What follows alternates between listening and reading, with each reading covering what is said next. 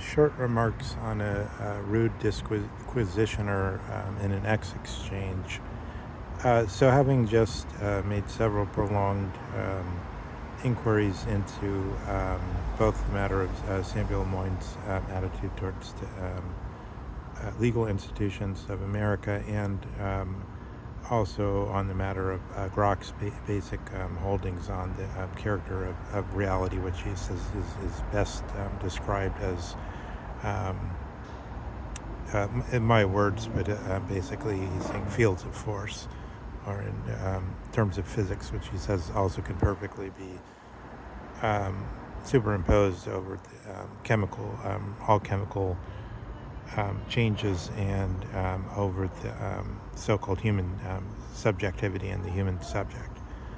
But noting when I probed it, are there other forms of description that you recognize that sometimes, although it remains consistent with the basic fields of force version, that he could also use intentionality and phenomenology as, in limited senses, as valid descriptions. But I thought those showed the high quality of discussion is possible on X. But here we had somebody, the rude disquisitioner, making these comments that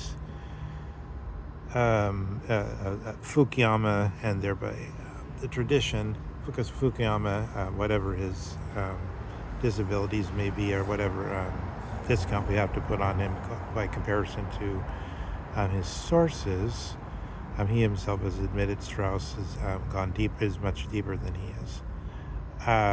Whether or not in his heart of hearts he thinks that's better, so does he actually think Strauss, it would be better to do what Strauss does, or does he actually just think that something more in the direction of geopolitical analysis is more accurate? That's another question. But then by connection, the foo-foo or woo-woo tag is supposed to go also back to Hegel's thesis, because this is the origin, of course, of the thesis about the end of history.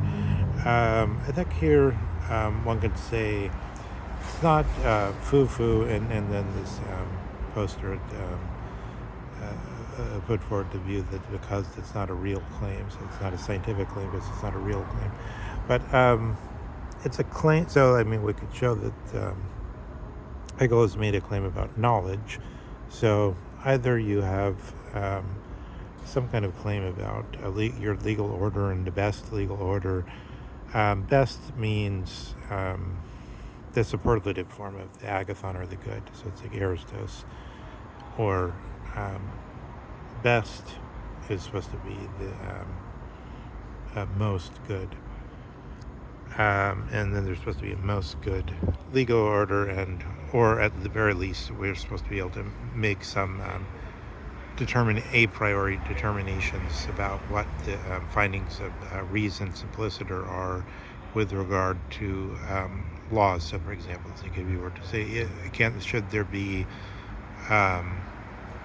according to the pure dictates of reason, death penalty or not death penalty? And somebody schooled me on this because I didn't. I was misled by some of Hegel's comments about, I think, bodily punishment and some other things. But in any case, it turns out, Hegel actually was in favor of the death penalty. Whether or not that's because he had to stay in keeping with the Prussian system of the time, and under what pressures he came out with his position on what he thought that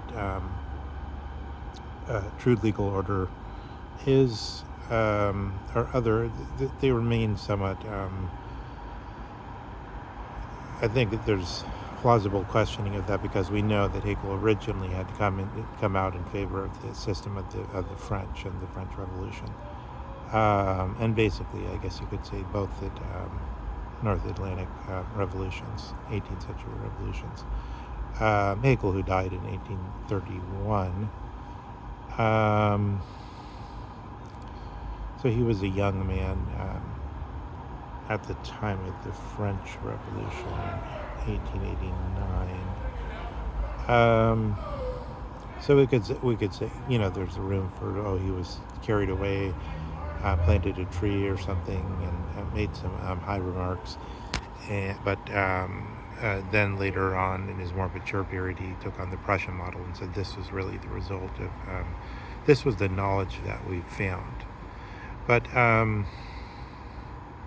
once you have this thesis more or less generically, you could propose it like in different ways. So like you say, once we have this legal technology of liberal democracy, as Fukyuama calls it, then you could look and you could ask questions like, is it spreading? Is its monopoly growing? It's got 70% of GDP. If you look at it that way, it's not declining. As the Thucydides trap is false if you judge it by the standard of GDP, global GDP, because there's 70%. America and its ally. America has like between some range, I think, of GDP, 25% or something. I'm not sure exactly what it was, but it's basically been the same for like 30, 40 years or whatever that percentage is. It's changed with the times. So that, yeah, and then if you look at America with its allies, although that's been in some way, that argument has been, I suppose, weakened since Trump.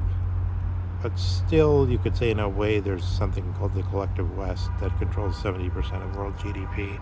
They're just not all sort of on the same page in the same way, I think. But nonetheless, you could see the entity you could see the entity as much as in control with America in terms of being against China and Russia, as Obama put down in his defense statement. The great power rivalry is still as much a matter of that 70% block versus the rest of the global GDP. Those measures being very uncertain, but that's what's said. So yeah, we have. I just wanted to make this the complete the metaphor. So you have the knowledge, but then it stands aside from what actually happens. If more and more states that are called themselves liberal democracy would cease to be liberal democracies, that wouldn't be a proof against the principle, because people would still look at the principle and say, this is the true legal order, no matter what. Ruach Kayam. How does it go? Fiat Justitia Ruach Kayam. Let there be justice, though the sky falls. This would still be said by the people that thought this was the discovery of the knowledge of the true legal system, and they would enact it. And just as people build nuclear bombs, so the going could say the same thing. Just to end this one, it was sort of like analogy is you can't prevent the Iranians from having the knowledge of something that's a sort of vacuum era technology, the nuclear weapon. You could destroy a lot of facilities, but it's such a simple piece of knowledge that there'd be no way that you wouldn't suspect that there were, because it's not even that hard to construct. The knowledge it's known, everyone knows it, it's simple, and it's not even that hard to construct upon. You just need to purify the uranium or whatever.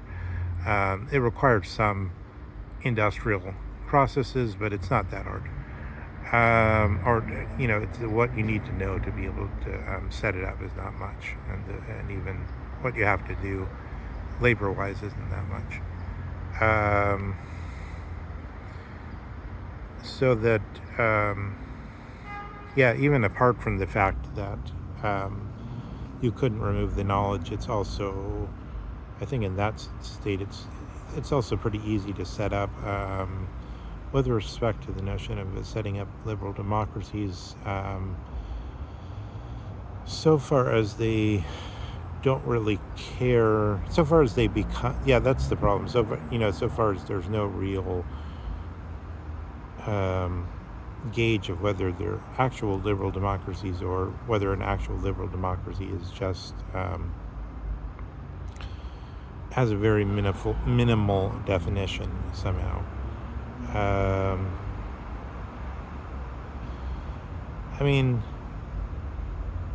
There's not really any particular reason why we should take Fukyuama's definition of it as the proper definition, because you could ask the question of, because he always looks so much de facto, so much empirical, without looking at whether,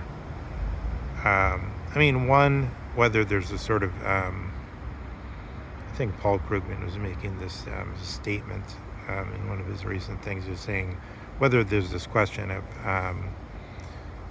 a vice paying tribute to virtue. So like that's what they're saying. It's like there's a difference between, you have the whole edifice of the liberal system as the law, as the legal order. It's still there, and then you could say empirically, but look how much corruption there is. There's a difference between that it's still being there and still being in a way always sort of kept as something you're publicly, at least, you're supposed to act like you're following these rules. I think actually, so Zizek is wrong there in the sense that Trump does do that pretty much. He's pretty legalistic. And in fact, all his lies, most of them are due to paying tribute to his gigantic superego, which is always channeling this sense of the paying tribute to virtue, which Trump always does,